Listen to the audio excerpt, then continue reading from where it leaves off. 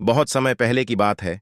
हिरण्यकश्यप नामक एक असुर राजा था, जो अत्यंत बलशाली और अहंकारी था।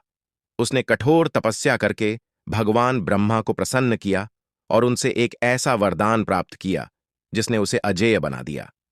इस वरदान के अनुसार हिरण्यकश्यप को न कोई मनुष्य, न कोई जानवर, न दिन में, न रात में, न घर के अंदर, न बाहर, न आकाश में, न पृथ्वी पर, न किसी अस्त्र से, न किसी शस्त्र से मारा जा सकता था। इस अद्वितीय वरदान के कारण हिरण्यकश्यप का घमंड आसमान छूने लगा और उसने स्वयं को भगवान घोषित कर दिया। उसने अपने राज्य के सभी लोगों को आदेश दिया कि वे उसकी पूजा करें और भगवान विष्णु की आराधना करना बंद कर दें।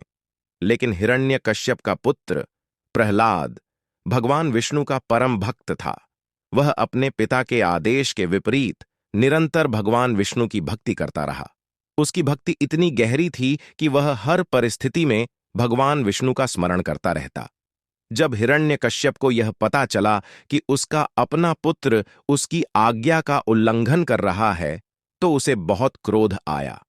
उसने प्रहलाद को समझाने की बहुत कोशिश की, लेकिन प्रहलाद ने अपने पिताजी की बात मानने से इनकार कर दिया। हिरण्यकश्यप ने अपने पुत्र को मारने की योजना बनाई। उसने अपने सेवकों को आदेश दिया कि वे प्रहलाद को ऊंचे पर्वत से गिरा दें, लेकिन भगवान विष्णु की कृपा से प्रहलाद को कुछ नहीं हुआ। इसके बाद उसने प्रहलाद को विषैले सांपों के बीच फेंक दिया, लेकिन प्रहलाद को कुछ भी नुकसान नहीं हुआ।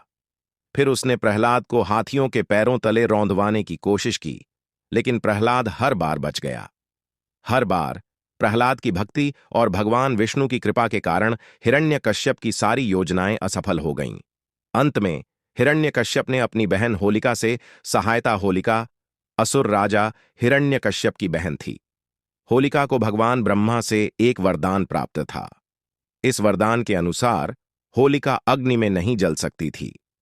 इस वरदान के पीछे कहानी यह है कि होलिका ने अपनी कठोर तपस्या से ब्रह्मा जी को प्रसन्न किया था और उन्होंने उसे यह वरदान दिया कि वह अग्नि में प्रवेश करने पर भी सुरक्षित रहेगी और उसे कोई नुकसान नहीं होगा।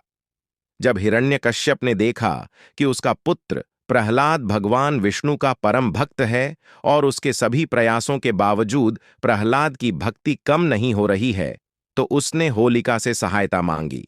हिरण्यकश्यप ने सोचा कि अगर होलिका प्रहलाद को अपनी गोद में लेकर जलती हुई आग में बैठ जाएगी तो प्रहलाद का अंत हो जाएगा। होलिका ने अपने भाई की योजना को मानते हुए प्रहलाद को अपनी गोद में लिया और जलती हुई अग्नि में बैठ गई। लेकिन होलिका यह भूल गई कि उसका वरदान केवल उसके स्वयं के लिए था, किसी और के लिए नहीं। चूंकि उसने इस वरदान का दुरुपयोग करने का प्रयास किया और एक निर्दोष बालक को मारने का प्रयास किया, इसलिए भगवान विष्णु की कृपा से उसका वरदान निष्फल हो गया। होलिका, जो वरदान के कारण आग में जलने से बचने की सोच रही थी, खुद आग की लपटों में घिर गई और जलकर भस्म हो गई, जबकि प्रहलाद सुरक्षित और अछूता रहा। इस प्रकार होलिका का अंत हो गया और यह घटना बुराई पर अच्छाई की विजय के रूप में मनाई जाती है। इसी घटना की स्मृति में होलिका दहन का पर्व मनाया जाता है। अगले दिन होली का पर्व धूमधाम से मनाया जाता है, जिसमें लोग एक दूसरे को रंगों से रंगकर और मिठाइयां बांटकर इस विजय का उत्सव मनाते हैं। वीडियो पसंद आए तो लाइक करें, शेयर करें और सब्सक्राइब जरूर करें।